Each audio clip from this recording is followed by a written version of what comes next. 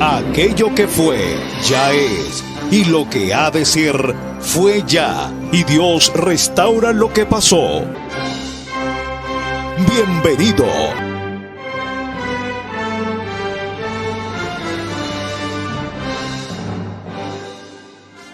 Bienvenidos, apreciados hermanos, a este nuevo repaso o resumen de nuestra escuela sabática. Durante este trimestre hemos estado utilizando el material titulado Profecías Bíblicas, parte 1. En esta cuarta semana pues nos corresponde repasar o resumir lo que fue el estudio de la semana titulado Las buenas nuevas del Apocalipsis.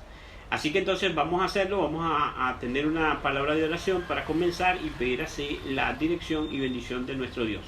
Allí donde estamos les invitamos a que inclinen su rostro para que podamos orar al Señor. Oremos. Padre nuestro que estás en los cielos, santificado y glorificado sea su santo y bendito nombre.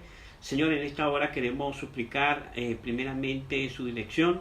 Ahora que nos proponemos estudiar el libro del Apocalipsis, estudiar lo que Él nos habla acerca de las buenas nuevas de salvación, le suplicamos que usted dirija nuestras mentes, nuestros corazones también estén en sintonía, Señor, con la gracia espiritual que usted ha prometido para aquellos que la solicitan, y que sus santos ángeles estén con nosotros, y no solamente con estos sus servidores, sino también con aquellos que por estos medios electrónicos pueden recibir este mensaje de la palabra de Dios.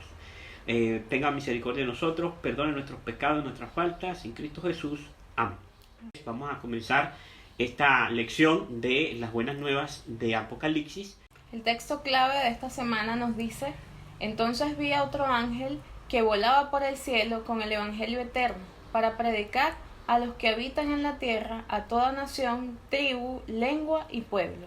Apocalipsis 14:6.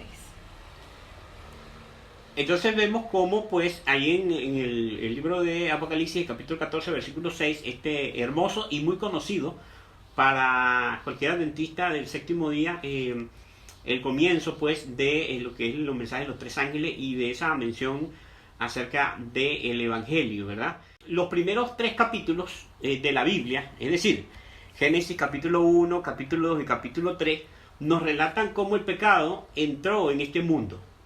Y los últimos tres capítulos, Apocalipsis capítulo 20, capítulo 21 y capítulo 22, nos dicen cómo el pecado será quitado de la tierra.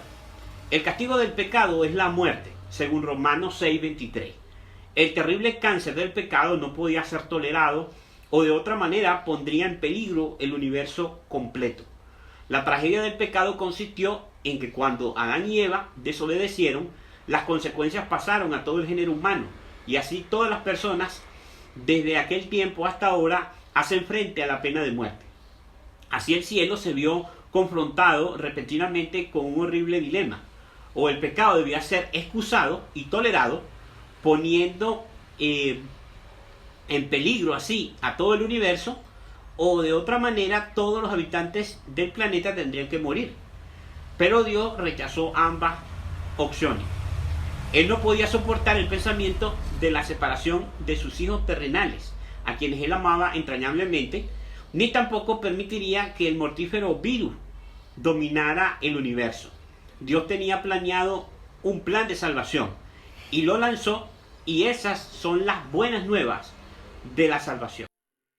En tu nombre comenzamos esta escuela, oh Señor, con fervor te suplicamos, seas nuestro director. Cada sábado venimos a tu escuela, oh Jesús. Ven, Señor, a instruirnos en la ciencia de la cruz. Esta escuela nos enseña tu palabra a obedecer, y tu ley en nuestra vida ante el mundo a enaltecer. Cada sábado venimos a a tu escuela, oh Jesús.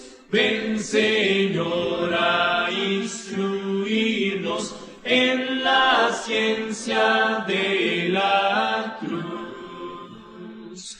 Ven, Señor, a enseñarnos tus preceptos a cumplir. Ya reunidos esperamos tu presencia aquí sentir. Cada sábado venimos a tu escuela, oh Jesús. Ven, Señor, a instruirnos en la ciencia de la cruz. Vamos a la primera pregunta del día domingo, que nos dice: ¿cómo se llama el gran plan divino de la salvación? Apocalipsis 14:6. Vi volar en medio del cielo a otro ángel que tenía el evangelio eterno para predicarlo a los moradores de la tierra, a toda nación, tribu, lengua y pueblo. El libro de Apocalipsis nos muestra el plan divino para la salvación del hombre y lo denomina el evangelio eterno, ¿no? La palabra evangelio significa buenas nuevas. Solamente que en el libro de Apocalipsis entonces se añade esta mención adicional al decirnos que esas buenas nuevas son ¿qué cosa? Son eternas. Y aquí es donde entra lo maravilloso de la descripción que se hace en el libro de Apocalipsis acerca del evangelio, puesto que se nos dice entonces que ese plan que Dios tenía preparado para la salvación del hombre pecador, para redimir a la raza humana después de la caída de nuestros primeros padres, después de esa separación que hubo entre la raza humana y Dios. Eterno, ¿por qué razón? Porque era un plan que estaba oculto. Había sido, dice el apóstol Pablo, que había estado oculto por los siglos en Dios. Entonces, ¿cuándo se puso en efecto el plan para salvar al hombre? Apocalipsis 13:8. Y la adoraron todos los moradores de la tierra, cuyos nombres no estaban escritos en el libro de la vida del Cordero, que fue inmolado desde el principio del mundo. Aquí entonces se nos menciona cómo el plan de nuestra salvación comienza a ejecutarse desde el mismo momento en que hubo pecado en el mundo. El plan de la salvación entonces se comenzó a realizar. Pero como leímos en el versículo anterior, este era un plan que ya estaba predestinado, por decirlo de alguna manera, desde antes, inclusive de la fundación, de la creación del universo. Ya era un plan que el Padre y el Hijo habían concertado y que estaba simplemente esperando la emergencia o el surgimiento lamentable del pecado y la rebelión en el universo, en este caso particular, pues de este mundo, de este planeta Tierra, donde fue el único mundo en el universo de Dios que escuchó las sugerencias del tentador, de Satanás. Y obviamente pues todo este planeta se unió a la rebelión. Y creo que es momento de también dejar claro que no hay ninguna otra manera de ser salvo sino por Cristo.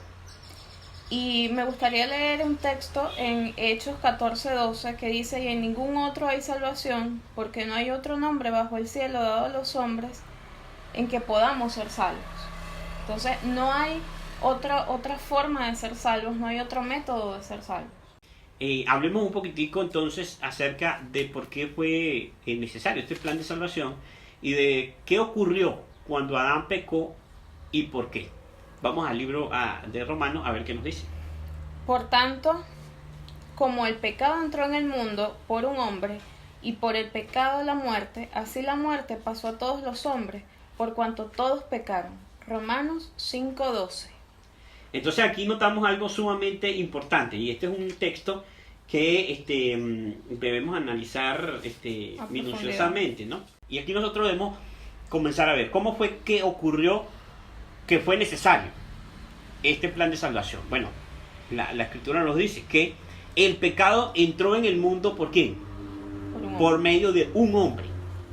En este caso del primer hombre, es decir, de Adán, que era la cabeza de todo el planeta Tierra, es decir, aquel que dice la Escritura que sobre el cual fue nombrado, digamos, el administrador, el rey de este planeta, en el sentido de que todas las cosas se pusieron bajo los pies de Adán, es decir, él iba a señorear sobre todo lo que había en este planeta, en la creación de Dios. Él fue colocado como un rey por el mismo Señor, le fue entregado a toda la tierra. Entonces, por este hombre, que fue el primer hombre y padre de todos los seres humanos, entró el pecado. Y por causa de entrar el pecado, entró también, ¿qué cosa? La muerte. Y la muerte, entonces, por lo tanto, afectó a todo lo que estaba sujeto a Adán. Y como todo lo que estaba en esta tierra estaba sujeto a Adán, entonces la muerte afecta ¿a qué cosa? A todo lo que está en este planeta, en esta creación. Pero hay algo sumamente importante, y una designación sumamente importante que nos dice aquí, que así, entonces, como el pecado y la muerte entraron por un hombre, en este caso Adán, así la muerte pasó a todos los hombres. Hemos pecado a la manera de la transgresión de Adán o a la manera de la transgresión de Eva, porque son dos formas de pecar diferentes, dice el apóstol Pablo. Eva pecó engañada, más Adán no fue engañado. Él pecó a sabiendas. Esas son dos formas diferentes de pecar. A lo largo de la historia, nosotros los hijos e hijas de Adán hemos pecado de estas dos maneras. O hemos pecado porque hemos sido engañados por Satanás y hemos sido engañados por sus tentaciones y hemos transgredido la ley de Dios, o sencillamente hemos pecado, como dice la Escritura, a mano alzada. Y a causa de eso, a causa de que nosotros hemos seguido el ejemplo de nuestros primeros padres, la muerte también nos alcanza a nosotros. Porque nosotros no solamente heredamos las consecuencias de los pecados de sus padres, sino que también heredamos ¿qué? Sus tendencias al pecado, pero no heredamos la culpa ni la responsabilidad, porque el carácter no se hereda. Ni nacemos pecadores. Exactamente. Que eso hay que tenerlo claro, porque hoy en día hay confusión. Hay mucha confusión con respecto a ese punto. Nosotros no nacemos pecadores, porque no podemos ser culpables por el pecado de otra persona, porque Dios nos va a juzgar a cada quien por su pecado. Entonces no nacemos pecadores. Correctamente. Entonces nosotros nacemos porque hemos recibido una naturaleza pecaminosa, ciertamente, es decir, una naturaleza humana degradada por el pecado de nuestros padres, es decir, de todos nuestros padres anteriormente, es decir, y esa obviamente esa herencia de degradación, de vileza de nuestra naturaleza humana. Obviamente nuestra naturaleza humana es una naturaleza pecaminosa, es decir, es una naturaleza sujeta a la muerte, sujeta a la enfermedad, sujeta a la debilidad, con tendencias pecaminosas, es decir, con una inclinación natural a pecar, es decir, a hacer lo malo, a desobedecer las leyes de Dios. Pero nosotros no somos responsables, no somos culpables simplemente por haber nacido en la familia de Adán.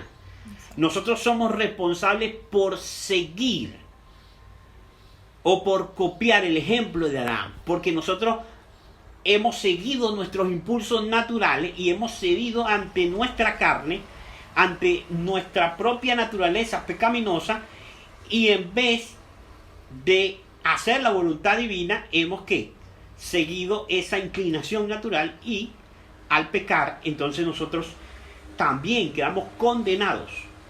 Así como nuestros primeros padres pecaron y quedaron condenados por la ley de Dios, nosotros que hemos pecado también quedamos condenados. Esto es lo que dice la Biblia, y por eso vuelvo a leer: por tanto, como el pecado entró en el mundo por un hombre, y por el pecado de la muerte, así la muerte pasó a todos los hombres, por cuanto todos pecaron. Noten ahí, y la Biblia es clara al decir, el apóstol Pablo es claro al decir que la muerte pasó a todos los hombres, no porque nacieron en este mundo, no porque recibieron una naturaleza pecaminosa, pasó simplemente la muerte a todos los hombres. No. No porque son hijos de Adán. Exacto, no porque son hijos de Adán simplemente. La muerte pasó a todos los hombres por cuanto todos los hombres pecaron. Y cuando está diciendo que pecaron, está dejando claro entender de que esto no se está refiriendo a que recibieron a una naturaleza o una carne de pecado. No, porque está diciendo por cuanto todos pecaron. Noten lo abarcante. Todos los hombres han pecado porque todos nosotros los seres humanos hemos seguido el ejemplo de nuestros primeros padres. Hemos desobedecido como desobedeció Adán, hemos desobedecido como desobedeció Eva, y así las palabras de Dios dirigidas a Adán y a Eva de que decía: el día que comas del árbol ciertamente morirás. Así a nosotros también se nos dirige cuando hemos violado la ley de Dios, porque la paga del pecado es la muerte. En el día lunes encontramos el tema de la muerte del Hijo de Dios y se nos hacen las siguientes preguntas. Dice: ¿por qué es tan grave vivir una vida de pecado? Romanos 6:23. Porque la paga del pecado es muerte, mas la dádiva de Dios es vida eterna en Cristo Jesús, Señor nuestro. Entonces tenemos aquí, como nos dice claramente el apóstol Pablo, allí mismo en la epístola en que estábamos, en la epístola de los Romanos, él dice que la paga del pecado es la muerte. Esa es la gravedad del pecado. El pecado es señalado por la ley de Dios, y la paga del pecado, la condenación del pecado, es la muerte. Es decir, es el fin de la existencia de ese ser creado por Dios. Ahora bien, vamos a la siguiente pregunta, porque nos va a permitir seguir ahondando o explicando un poco mejor acerca de este punto. Dice: ¿qué hace el pecado con nuestra relación con Dios? Esto es muy, muy importante. Isaías 59:2. Dice: pero vuestras iniquidades han hecho división entre vosotros y vuestro Dios, y vuestros pecados han hecho ocultar de vosotros su rostro para no oír. Entonces, este texto es sumamente importante por la siguiente razón. El profeta Isaías nos dice que son nuestros pecados los que han hecho separación entre nosotros y nuestro Dios. Según la teología moderna, esto no es así, porque la teología moderna va en contra del mensaje de la Biblia. Según la teología moderna, nosotros pecamos porque estamos separados de Dios. Es decir, el pecado es el resultado de la separación. Pero aquí el profeta Isaías nos dice claramente que la separación es el producto del pecado. Que si no hay pecado, no hay separación. Dios no se separa de las personas que no pecan. El pecado es lo que trae la separación entre nosotros y nuestro Dios. Y aquí la teología entonces discurre, porque ellos dicen, la teología que trata de enseñar que la raza humana está separada de Dios y que por lo tanto es inevitable que peque. Y como ya habíamos mencionado antes, por lo tanto la raza humana está condenada a una cadena de pecar y no puede dejar de pecar simplemente porque nosotros nacimos separados de Dios. Nacimos completamente separados de Dios. Y esto es una completa distorsión, una completa falsedad del Evangelio. Y explico por qué. Porque si bien, noten, después del pecado de nuestros primeros padres, se perdió la gloria de Dios, la gloria de la imagen de Dios, la santidad y la justicia que envolvía a nuestros primeros padres, y por lo tanto los hijos de Adán perdieron la imagen de Dios y perdieron la gloria de Dios, la justicia que los cubría, ese manto de justicia que los envolvía a nuestros primeros padres, porque en el momento en que ellos pecan, quedan desnudos, es decir, desprovistos de la justicia del cielo, la justicia de Dios que los cubría, y ellos entonces quedan ahora a merced y bajo la debilidad del pecado, y sus hijos nacen en esa condición de estar destituidos de la gloria de Dios.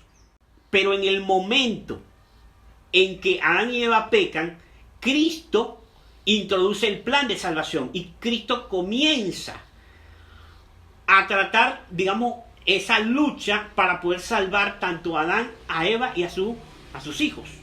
Dios nunca se aparta de la persona que está en una condición desfavorable, porque eso sería decir que entonces Dios es el responsable del pecado.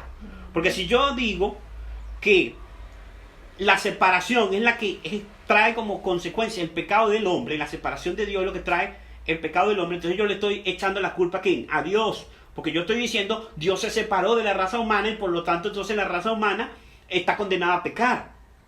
Entonces yo estoy culpando a Dios del pecado y no es así. La Biblia lo deja claro y establece la justicia de Dios en su proceder con el pecado.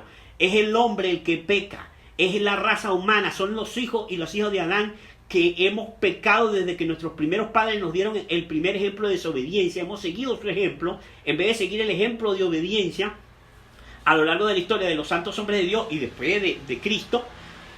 Nosotros por naturaleza cedemos ante a la inclinación de nuestra propia naturaleza caída y pecaminosa, y entonces ¿qué ocurre? Nosotros caemos en la condenación de la ley por cuanto practicamos obras de impiedad y violamos la ley de Dios, y por eso Dios se separa de nosotros. Y entonces nosotros quedamos a expensas del pecado. Dios es santo y por lo tanto cuando nosotros pecamos, nosotros somos los que nos separamos de Dios, no Dios de nosotros. Porque nosotros somos los responsables de nuestro pecado, de nuestras rebeliones, no Dios. Dios es completamente justo en el trato que Él le ha dado al pecado y a los pecadores. Vamos a seguir adelante. Entonces, ¿qué hizo la muerte de Cristo en favor de su pueblo? Apocalipsis 1:5. Y de Jesucristo, el testigo fiel, el primogénito de los muertos, y el soberano de los reyes de la tierra, al que nos amó y nos lavó de nuestros pecados con su sangre. ¿Qué hizo Dios por nosotros? Dios entregó a su Hijo. Porque la ley no podía ser quebrantada. La paga del pecado tenía que ser, esa deuda debía ser cancelada. Esa deuda con la ley, con el gobierno de Dios, con el gobierno del universo, tenía que ser cancelada. Había que pagar esa deuda. Esa deuda no podía quedar sin ser pagada. Pero para poder pagarla, el pecador necesitaba ser ¿qué? Necesitaba ser destruido, necesitaba ser muerto. Porque la paga del pecado es la muerte. Así que el pecador necesitaba morir para poder pagar su deuda con la ley. Y es ahí donde entonces Dios interviene con su plan. Su Hijo Jesucristo iba a tomar el lugar del transgresor, es decir, del pecador. ¿A fin de qué? De que la vida perfecta de obediencia, de santidad del Hijo de Dios, del unigénito Hijo de Dios, de aquel que era uno con el Padre desde las edades eternas, aquel que había sido engendrado en la expresa imagen de la persona del Padre, aquel que era de la misma sustancia del espíritu, de la mente y del carácter del Padre, es decir, que era uno con el Ser eterno, descendería a este mundo y ofrecería su vida en lugar de la del pecador. Entonces, ese sacrificio sería no simplemente de un hombre, sino Emmanuel, Dios con nosotros. Sería sacrificar lo infinito a causa del pecado de ¿quién? De pecadores, o sea, de seres humanos individuales. Y que por lo tanto ese sacrificio infinito abarcaría ¿para qué? Para todo el mundo. Sería suficiente y abundante para todo el mundo. Por eso es que el apóstol Pablo dice, donde hubo pecado, sobreabundó la gracia. Donde abundó el pecado, sobreabundó la gracia. Porque el sacrificio de Cristo fue infinito. ¿En virtud a qué? A que era el Hijo engendrado de Dios, que era uno con el Padre. Y a causa de eso, la muerte de Cristo entonces alcanza suficiente y sobreabunda en bendiciones para todo aquel ser humano que acepta el plan de salvación, es decir, que acepta el medio por el cual Dios puede salvarlo por medio de su Hijo Jesucristo. Y de esta manera entonces vemos cómo se realiza este enorme sacrificio de la muerte de Cristo en nuestro favor. Así el hombre es, como habíamos leído ahí en el libro de Apocalipsis, es lavado del pecado, que eso es otra de las grandes verdades. Cristo tomó nuestro lugar, murió en lugar del pecador, para que el hombre pecador arrepentido viviera su vida, una vida de justicia, de santidad y de obediencia perfecta a la ley de Dios. Por eso es que dice, nos lavó con su sangre. Lavó nuestros pecados con su sangre. Nuestros pecados deben ser limpios, no solamente deben ser perdonados. Ese es un gran error de la teología, porque la teología solamente enseña que el pecado es perdonado de una forma legal. La Biblia enseña que nuestro pecado es lavado, es limpiado, es borrado, es emblanquecido. Entonces, vamos a leer lo que dice a continuación la mensaje del Señor en A fin de conocerle, página 63. Cristo no solamente murió por los pecados de su pueblo, sino por los pecados de todo el mundo.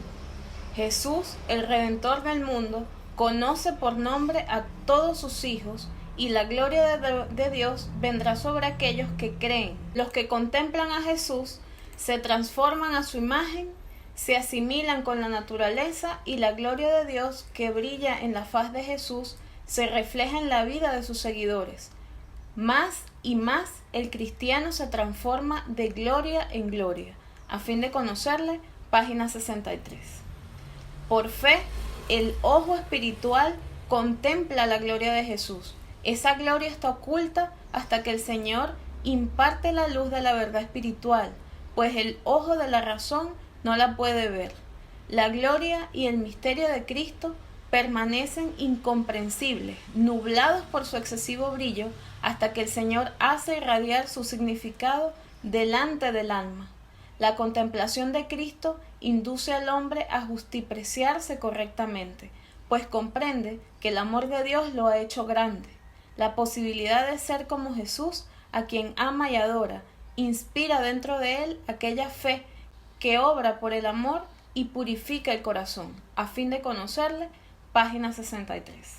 Entonces aquí tenemos de una manera muy hermosa cómo la mensaje del Señor precisamente nos habla de esa gran verdad de que el sacrificio de Cristo no solamente fue por su pueblo, sino por todo el mundo, por todos los seres humanos.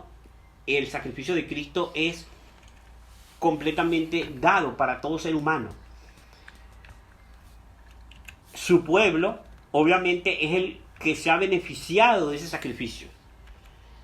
Hay muchas personas en el mundo por los cuales Cristo murió por todos los seres humanos, pero que no se han beneficiado del sacrificio de Cristo sencillamente porque no han cumplido las condiciones para apropiarse de esa salvación por medio de Cristo Jesús. No han cumplido las condiciones que señala la Escritura para poder entonces que esa sangre preciosa de Cristo sea aplicada en su vida. Si bien entonces el sacrificio de Cristo es completamente, digámoslo, universal, es aplicable a todos los hombres, en todas las edades, hombres y mujeres, en todas las edades y en todas las circunstancias, en todos los países, en todas las razas, en todas las nacionalidades e idiomas, solamente aquellos que se han apropiado de la justicia de Cristo, es decir, que han aceptado las condiciones de ese plan, de ese pacto, son aquellos que serán beneficiados. Pero el sacrificio fue hecho para toda la humanidad, aún para los que se van a perder, o que se están perdiendo, o que se pierden, o que se han perdido. Entonces, tenemos aquí esta gran verdad del Evangelio que debemos siempre tener presente en nuestros corazones y tener un entendimiento claro en lo que es el plan de la salvación en la vida de la persona, que es lo que nos corresponde estudiar en el día martes, nos correspondió estudiar en el día martes. Entonces, leemos allí: ¿quién aceptó mis pecados y la pena de muerte? Isaías 53, 6. Todos nosotros nos descarriamos como ovejas, cada cual se apartó por su camino, mas Jehová cargó en él el pecado de todos nosotros. Jehová cargó sobre él el pecado de todos nosotros. Es decir, que mi pecado, el pecado de todos nosotros los seres humanos, fue cargado sobre el hombre, Cristo Jesús. Ese es el propósito por el cual Jesús vino a este mundo y se encarnó, se hizo un hombre. Para poder cargar el pecado de los hombres, tenía que tomar la carne de los hombres, para que el pecado fuese condenado en la carne de Cristo. Mi pecado, el pecado en los que él no participó, en los pecados donde él nunca practicó, pero mi pecado, el pecado de todos los seres humanos, debía recaer sobre Cristo. ¿Y dónde debía recaer? En la carne de Cristo, en la carne que Él tomó, en la naturaleza humana que Él tomó, la naturaleza humana pecaminosa. Allí iba a quedar el pecado de la humanidad, en la carne pecaminosa de Cristo. Por esto es que esto es otra gran verdad que ha sido ocultada por la teología y que sigue siendo resistida por los teólogos al negar qué clase de naturaleza humana tomó Jesús. También destruyen el plan de la salvación, porque no solamente el plan de la salvación, hay muchísimos ataques de Satanás y muchísimas doctrinas predicadas por las así dichas o así llamadas religiones que atacan el plan de la salvación. Pero esto es una de las grandes verdades. Cristo tomó sobre su cuerpo, dice la Escritura, llevó nuestros pecados. En su carne de pecado llevó nuestros pecados, para que cuando Él muriera, el pecado pudiese ser, mi pecado, pudiese ser ¿qué? Pagado. Por medio de la muerte de Cristo, mi pecado pudiese ser pagado. La paga del pecado iba a ser pagada por Cristo. Entonces, notemos qué es lo que nos sigue diciendo. ¿Por qué hizo Dios tal sacrificio por nosotros? Leamos allí lo que se nos dice en Juan capítulo 3, versículo 16. Es un versículo muy conocido, ¿verdad? Bueno, vamos a... Porque de tal manera amó Dios al mundo, que ha dado a su Hijo unigénito, para que todo aquel que en Él crea no se pierda, mas tenga vida eterna. Correctamente. Entonces, ¿por qué hizo Dios tal sacrificio por nosotros? Bueno, la respuesta es bastante clara en este texto: por amor. Porque Dios amó al mundo, amó a este mundo en rebelión, en apostasía, en pecado, en muerte y en destrucción. Y por amor a la raza humana, por amor a todo lo que había creado, Dios entonces dio a su Hijo unigénito, para que todo aquel que en Él cree, que crea en Él, que crea en su sacrificio, que crea en lo que Cristo hace por el pecador arrepentido, no se pierda, sino que tenga que la vida eterna en Cristo Jesús. Entonces, ¿qué debemos hacer entonces para beneficiarnos de la muerte de Cristo? Lo encontramos ahí en Hechos 16:31. Ellos dijeron: cree en el Señor Jesucristo y serás salvo, tú y tu casa. Debemos creer en Cristo. Debemos tener fe en Cristo. Debemos ejercer la fe en Cristo. Y noten que esta es otra de las grandes verdades de la Escritura. A muchos creen que porque el sacrificio de Cristo es suficiente para todos los seres humanos de todas las edades, entonces simplemente pues el sacrificio de Cristo que ya ha sido hecho, entonces ya arropa a todos los seres humanos, ya los salvó. Y no es correcto. Porque si bien el sacrificio de Cristo es para todos los seres humanos de todas las edades, es decir, para todo ser humano que ha existido sobre este planeta, es suficiente el sacrificio de Cristo para ser salvo. Solamente aquellos que creen en Cristo por la fe pueden apropiarse de ese sacrificio. Pero todos aquellos que entiendan lo que la Escritura dice, que nosotros estamos perdidos a causa de nuestros pecados, es decir, a causa de mi pecado. Eduardo Ortiz, este servidor, está perdido a causa de su pecado, del pecado de Eduardo Ortiz, no del pecado de mi mamá, no del pecado de mi papá, no del pecado de Adán y Eva, no del pecado de mi esposa, no del pecado de mi iglesia, no del pecado de otro. Cuando yo entiendo mi responsabilidad individual, cuando yo entiendo que Cristo Jesús murió por mí, por mis pecados, no murió por el pecado de Adán, no murió por el pecado de Eva, yo entiendo entonces que si yo fui el autor de mi perdición, si fue el autor de que la ley me condene, entonces yo también tengo que decidir ser salvado. Así como yo decidí quebrantar la ley de Dios, yo tengo que decidir ser salvado por Cristo. Y es lo que enseña la Escritura: cree y serás salvo tú y tu casa. Si tú no crees, no tienes fe en el sacrificio de Cristo, no puedes apropiarte del sacrificio de Cristo. Así como los mundanos, si ellos sencillamente no creen en Cristo, no podrán ser salvos, aunque el sacrificio de Cristo los hubiese salvado. Vamos al siguiente punto, a la siguiente pregunta. ¿Cómo podemos recibir perdón y limpieza? Está aquí donde después que nos quedamos. Vamos ahí a Primera de Juan. Primera de Juan 1:9. Si confesamos nuestros pecados, Él es fiel y justo para perdonar nuestros pecados y limpiarnos de toda maldad. Entonces notemos aquí que la escritura es bastante clara en este respecto y nos dice cómo podemos recibir perdón y limpieza. Debemos ¿qué? Confesar nuestros pecados. ¿Y cuál es la promesa entonces? Si confesamos nuestro pecado, Él es fiel y justo para perdonar nuestros pecados y limpiarnos de toda maldad. Entonces, el pecador tiene una labor que hacer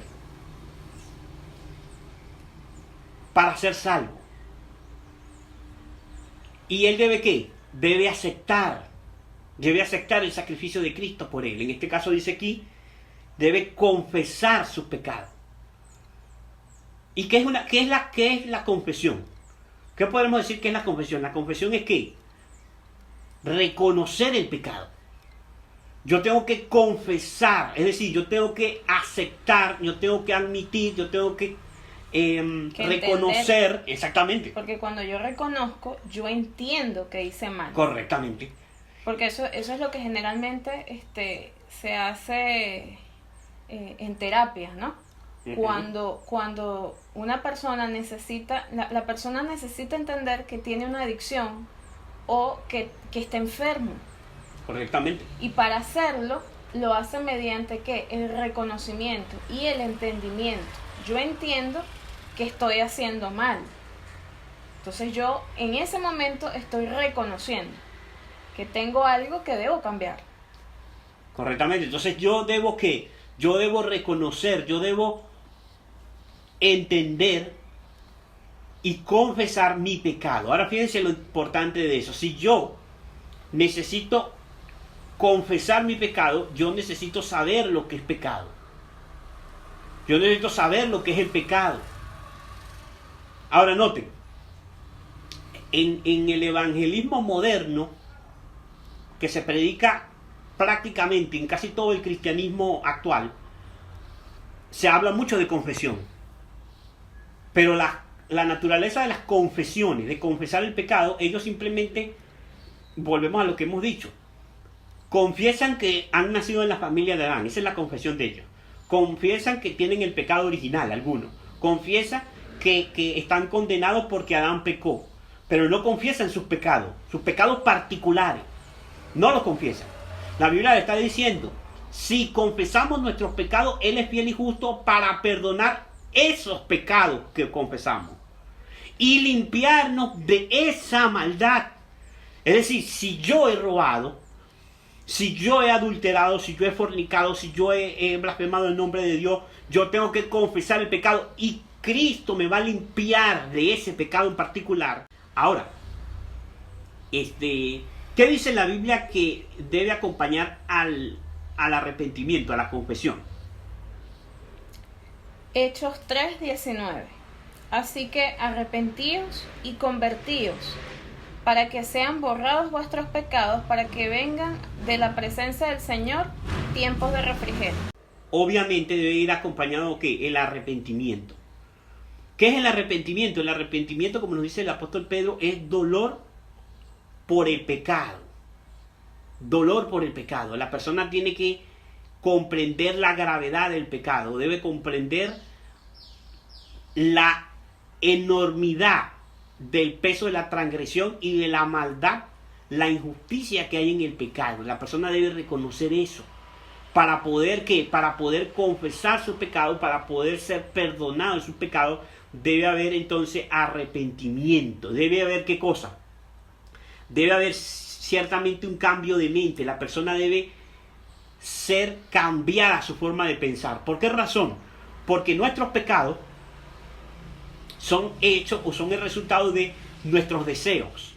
Para yo estar arrepentido de algo que yo creo que inclusive es bueno, de inclusive que algo que me agrada, que me gusta, para yo estar arrepentido, tuvo que haber habido un cambio de ¿qué?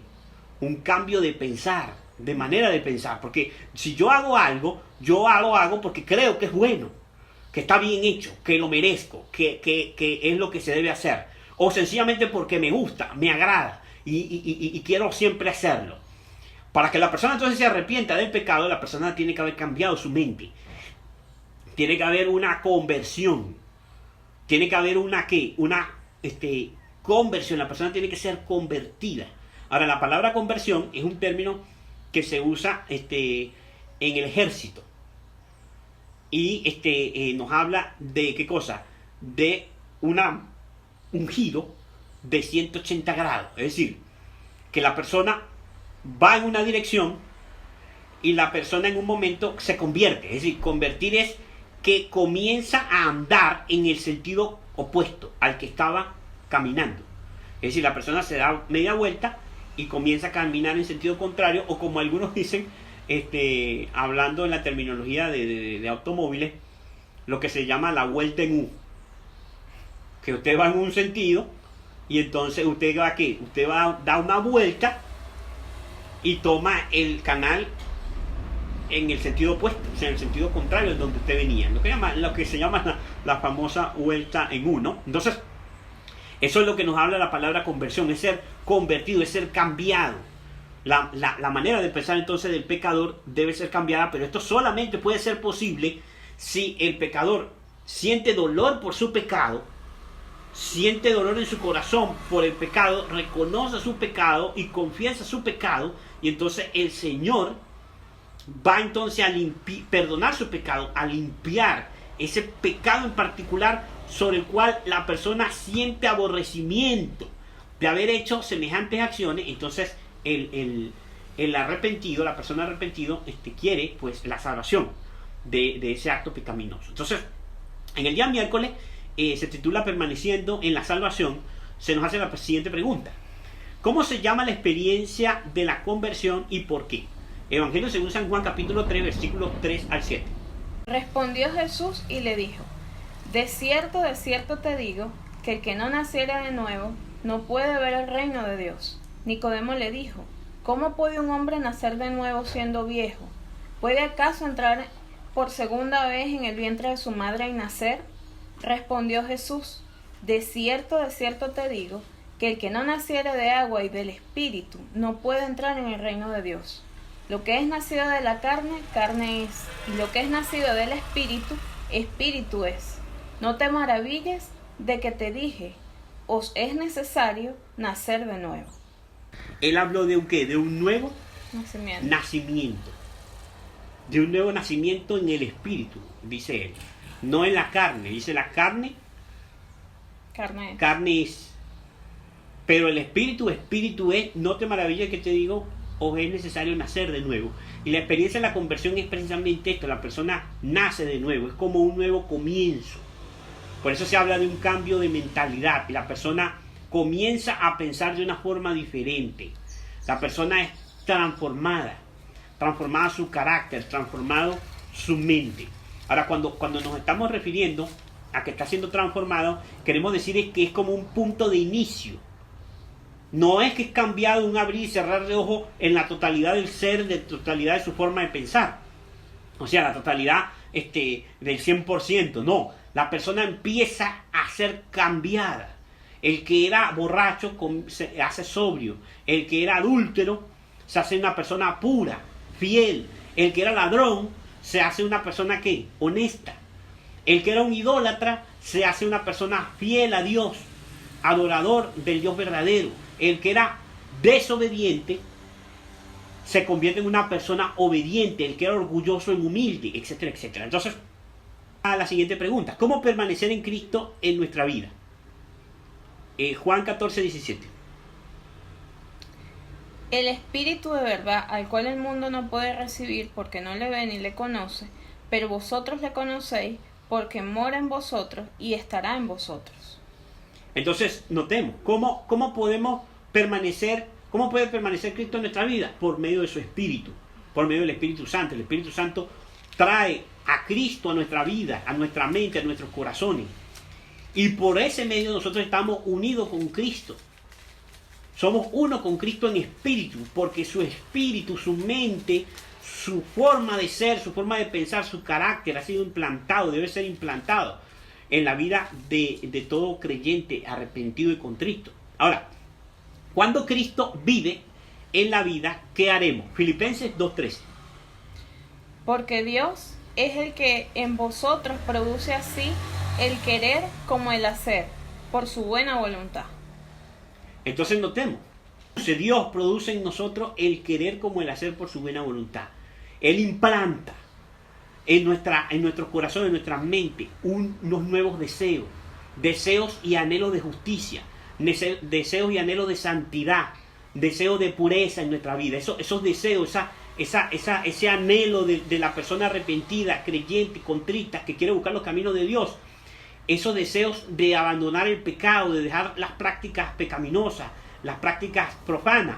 Ese deseo es implantado por el Espíritu de Cristo en nuestros corazones. Y ese es lo que nos impulsa a hacer lo bueno. Nos impulsa a obedecer, a renunciar al pecado, a renunciar a la maldad. Vamos entonces allí a leer una declaración que encontramos allí, ¿verdad? Del conflicto de los siglos. El cristiano sentirá las tentaciones del pecado, pero luchará continuamente contra él. Aquí es donde se necesita la ayuda de Cristo. La debilidad humana se une con la fuerza divina y la fe exclama: a Dios gracias que nos da la victoria por el Señor nuestro Jesucristo. Las Santas Escrituras enseñan claramente que la obra de santificación es progresiva. Cuando el pecador encuentra en la conversión la paz con Dios por la sangre expiatoria, la vida cristiana no ha hecho más que empezar. Ahora debe llegar al estado de hombre perfecto, crecer a la medida de la estatura de la plenitud de Cristo. Los que experimentan la santificación de que habla la Biblia manifestarán un espíritu de humildad. El conflicto de los siglos, página 523.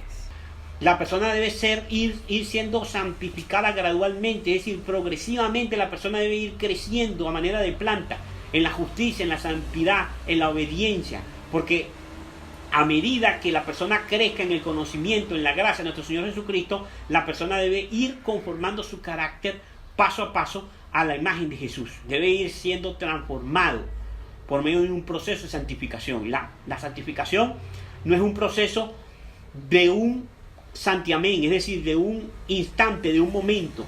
La santificación es el proceso de toda una vida entregada a la obediencia y a la lucha cristiana al lado de Cristo. ¿De qué debemos estar seguros con respecto a nuestro nuevo nacimiento? Filipenses 1:6. Estando persuadido de esto, que el que comenzó en vosotros la buena obra, la perfeccionará hasta el día de Jesucristo. Entonces notamos cómo el apóstol Pablo nos habla de una manera muy hermosa de que debemos estar persuadidos, debemos estar seguros de que el que comenzó la buena obra en nosotros la va a perfeccionar. Y es precisamente lo que dice el apóstol. El mismo apóstol Pablo dice: puesto los ojos en Jesús, el autor y el consumador de la fe. Que nosotros debemos seguir, así como en el primer momento nos acercamos a Cristo, así debemos seguir en Cristo. Cada día debemos seguir unidos a la mano de Cristo, en un espíritu de arrepentimiento, de humildad, de confesión de nuestros pecados, sujetando nuestra voluntad a la voluntad divina, a la voluntad santificada de la ley de Dios. La persona es transformada, la persona es cambiada imperceptiblemente y va creciendo en obediencia y santidad. Dice, ¿a qué gran problema hacen frente muchos cristianos? Mateo 7:21. No todo el que me dice Señor, Señor, entrará en el reino de los cielos, sino el que hace la voluntad de mi Padre que está en los cielos. Entonces, noten, ¿qué nos dice aquí entonces el Evangelio? Que uno de los grandes problemas que hace frente pues el cristiano es la jactancia, es la hipocresía, es decir que es cristiano de nombre, que es obediente a la ley de Dios y realmente ¿qué?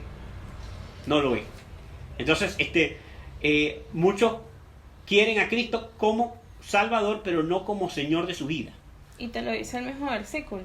El que realmente es cristiano es el que hace la voluntad de Dios que está en los cielos. Correctamente. Es decir, no simplemente el que dice que soy cristiano, creo en Cristo, Cristo es mi Salvador. Es el que ¿qué? El que vive conforme a eso. El que vive y dice que hace la voluntad de Cristo, hace la voluntad del Padre. Ese es el verdadero Hijo de Dios. Ahora, ¿cómo podemos saber que Cristo nos acepta? Primera de Juan 1:9. Si confesamos nuestros pecados, Él es fiel y justo para perdonar nuestros pecados y limpiarnos de toda maldad. Ajá. Y en Tito, capítulo 1, versículo 2, leemos lo siguiente. en la esperanza de vida eterna, la cual Dios, que no miente, prometió desde antes del principio de los siglos. Dice así, ¿no? Entonces, ¿cómo podemos saber que Cristo nos acepta? Si nosotros confesamos nuestro pecado, Él es fiel ¿qué? Y justo para perdonar nuestros pecados y limpiarnos de toda maldad. Nosotros debemos confiar en la justicia de Cristo. Si nosotros entonces cumplimos las condiciones que Él claramente por medio de su palabra nos señala, el plan por medio del cual los seres humanos pecadores pueden alcanzar la redención, la salvación de sus pecados, nosotros debemos tener confianza en el Señor, debemos ejercer fe, debemos tener fe en que Él ha de cumplir cada promesa de su palabra con respecto a nuestro caso personal, particular, individual. Y yo debo tener confianza. Eso es otro de los grandes, digamos, problemas que enfrentan muchas personas, es que no tienen confianza en la palabra de Dios y desesperan al mirar sus propios casos personales. Dicen: Dios no me puede perdonar, mi pecado es muy grave, mi pecado es muy terrible, el Señor no me puede perdonar porque es muy, muy grande mi pecado, y se pierden pensando de esa forma simplemente porque no ejercen fe en creer lo que Él ha dicho, de que Él perdona nuestros pecados y nos limpia toda maldad. Entonces, esta es una de las grandes seguridades que tiene el cristiano, y que los fortalece. Ahora, ¿cómo podemos fortalecer nuestra fe? Romanos 10, 17. Así que la fe es por el oír, y el oír por la palabra de Dios. Correctamente, ¿no? Entonces, ¿cómo podemos fortalecer precisamente nuestra fe? Por medio del estudio de la palabra, porque dice allí: así que la fe es por el oír y el oír por la palabra de Dios. Yo necesito fortalecer mi fe escuchando la palabra de Dios, es decir, continuamente enriqueciéndome con la palabra de Dios, con el consejo de la Escritura, es decir, estudiando los grandes temas de la Biblia, los grandes temas de la Escritura. De esa manera yo fortalezco mi fe es fortalecida. Hay muchas personas que caen en tentación precisamente por esto, porque su fe es débil. ¿Pero por qué su fe es débil? Porque son personas que descuidan enormemente el estudio de la palabra de Dios. Bueno, y es lo que nos dice Mateo 4:4. Él respondió y dijo: escrito está, no solo de pan vivirá el hombre, sino de toda palabra que sale de la boca de Dios. Correctamente, no, esa fue la forma en que nuestro mismo Señor Jesús nos dio ejemplo de la victoria sobre el pecado y las tentaciones, de que Él estaba fortalecido ante la tentación por medio de la palabra de Dios. Y eso es lo que muchas veces ocurre. Las personas descuidan la oración, descuidan el estudio individual de las Escrituras, y entonces cuando viene la tentación, entonces fácilmente ceden a la tentación y después se sienten completamente descalificados para la vida cristiana. Ahora, finalmente llegamos a la parte del día viernes, que se titula La vida del que experimenta la conversión. Y se nos hace dos grandes preguntas. Dice, primeramente, ¿cómo es cambiada la vida por la verdadera conversión? Vamos a leer algunos textos. Tenemos primeramente allí Juan 13:35. Ok. En esto conocerán todos que sois mis discípulos, si tuvieres amor los unos por los otros, o con los otros. Exacto, entonces ahí lo tenemos claramente, ¿verdad? ¿Cómo cambia la vida del la persona verdaderamente convertida?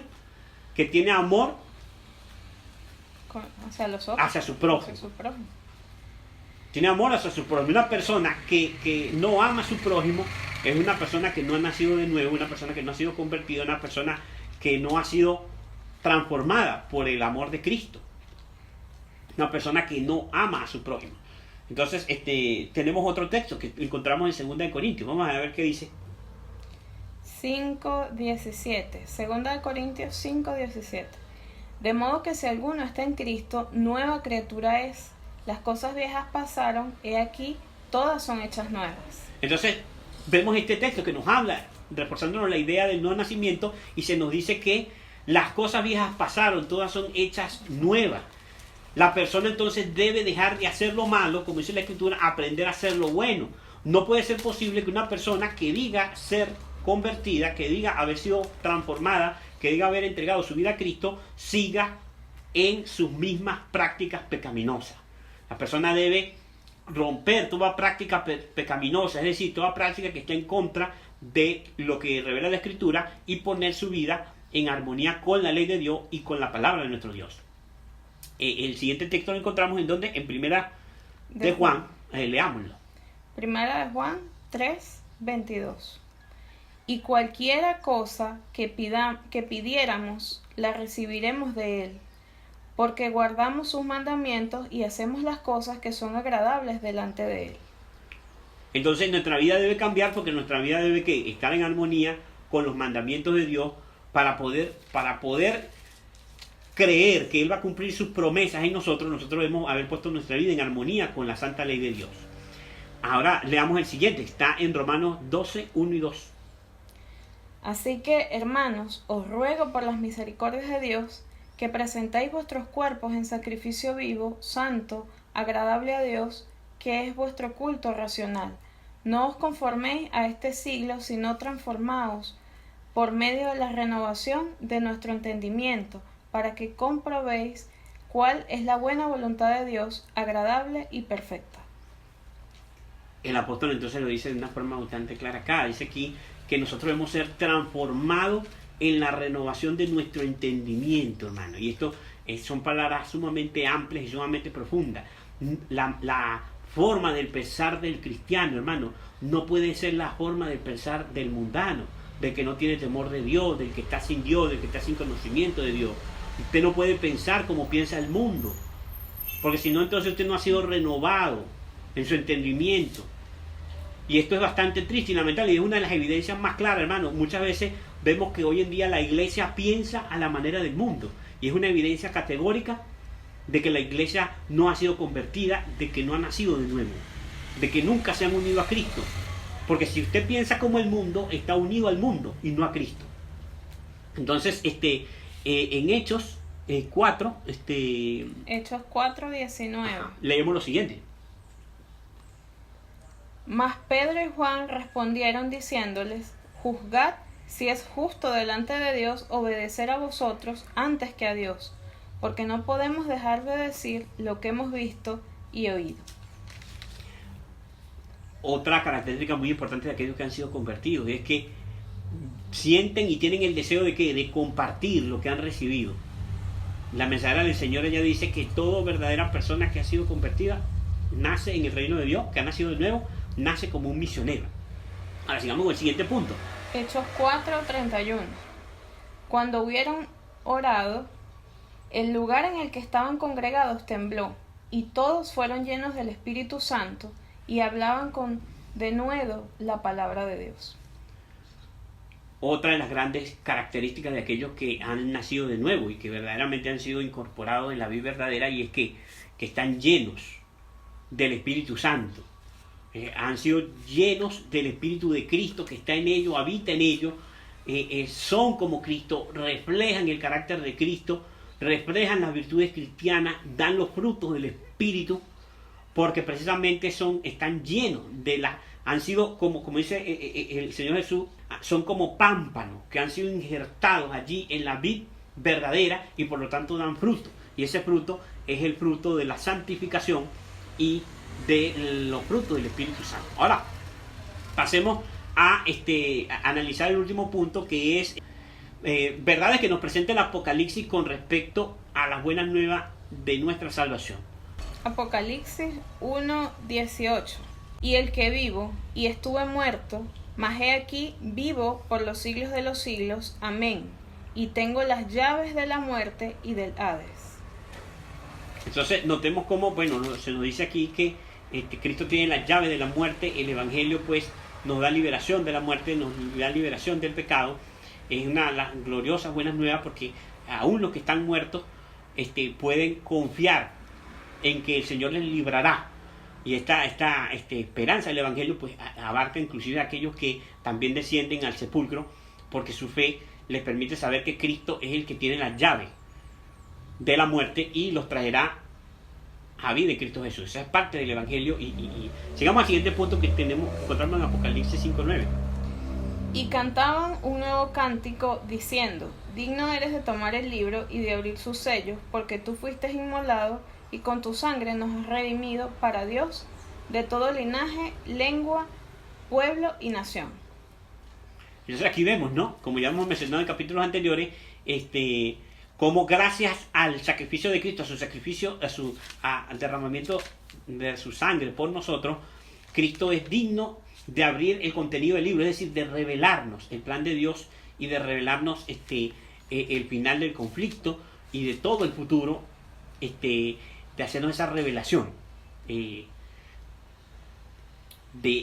las cosas de Dios. Entonces pasemos al siguiente punto, que lo encontramos en Apocalipsis 7:14. Yo le dije, Señor, tú lo sabes. Y él me dijo, estos son los que han salido de la gran tribulación y han lavado sus ropas y las han emblanquecido en la sangre del Cordero.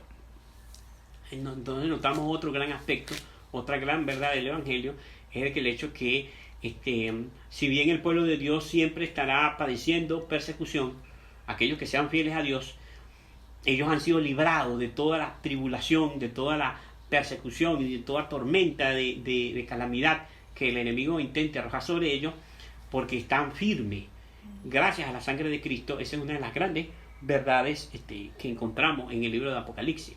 En Apocalipsis 14:6 encontramos otra gran verdad.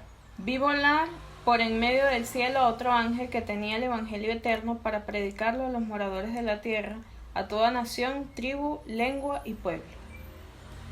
Entonces notemos que ese evangelio, estas buenas nuevas de salvación, irán a todo el mundo, porque precisamente abarcan a toda nación, tribu, lengua y pueblo. Toda persona de este planeta tiene al alcance la salvación de Dios por medio de Cristo. Y el evangelio precisamente es predicado y debe ser predicado para que estas buenas nuevas alcancen a todo ser humano alrededor del mundo. Finalmente encontramos en Apocalipsis 21:6 algo muy hermoso. Y me dijo, hecho está, yo soy el alfa y el omega, el principio y el fin, al que tuviere sed yo le daré gratuitamente de la fuente del agua de la vida. Y esta es una de las grandes verdades del evangelio, que el evangelio es gratuito. El evangelio es por gracia, es decir, es un don que recibimos de Dios, es un don inmerecido, un don que nosotros no merecemos, nosotros los seres humanos pecaminosos no merecemos. Sin embargo, Dios nos ha dado un regalo, un don infinito en la vida de su Hijo, Cristo Jesús, que fue entregado por nuestros pecados, para salvarnos de nuestros pecados, para volvernos a el estado en que Dios originalmente había creado al ser humano, y ese infinito sacrificio fue hecho por nosotros, y es de forma gratuita, es decir, no hay obstáculo, hermano, no hay nada que intervenga, que nos obstaculice ir a Cristo y echar mano de la vida eterna. No es por medio, noten, no es por medio de hombres, no es por medio de organizaciones, instituciones ni condiciones.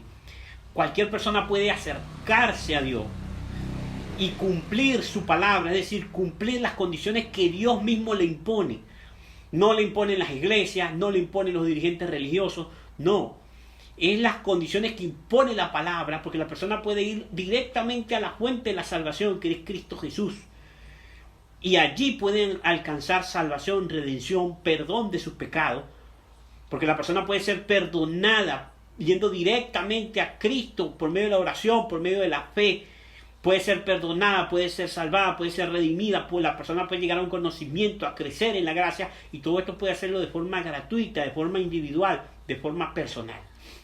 Sea nuestro deseo, mis hermanos, que cada uno de nosotros podamos, durante esta semana que hemos estudiado este tema de el Evangelio y las buenas nuevas del Evangelio eterno en el libro de Apocalipsis, podamos verdaderamente comprender el amor del Padre al entregar a su Hijo Jesucristo para salvarnos a nosotros de nuestros pecados, para limpiarnos de nuestras maldades, que tengamos un corazón henchido de agradecimiento y que podamos proceder a esa fuente de salvación que es la sangre preciosa de nuestro Señor Jesucristo, para que nuestras vestiduras sean lavadas y limpiadas y nosotros podamos estar preparados para su segunda venida en las nubes de los cielos. Sea ese el deseo de todos, y que podamos nosotros seguir perseverando en el estudio de la palabra de Dios. Para terminar, entonces, vamos a hacerlo con una oración. Vamos a pedirle entonces a mi esposa que nos dirija por medio de esta oración.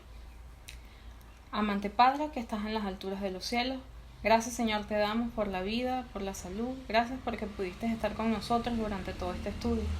Pedimos ahora, Señor, que tú nos puedas ayudar a comprender estas grandes verdades, que nos puedas ayudar a comprender, Señor, y a profundizar que la paga del pecado es la muerte, y que en base a eso, Señor, podamos entender y estar firmes para cuando tú vengas por segunda vez a buscarnos y puedas encontrarnos aquí, que nos ayude, Señor, a parecernos cada día más a ti.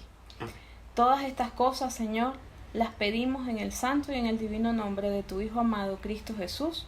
Amén. Este programa llegó a ustedes por cortesía del Ministerio Restaurando del Séptimo Día. Bendiciones y hasta la próxima entrega.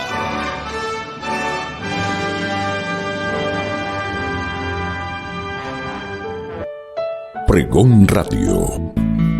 Alcanzando vidas, restaurando el mensaje.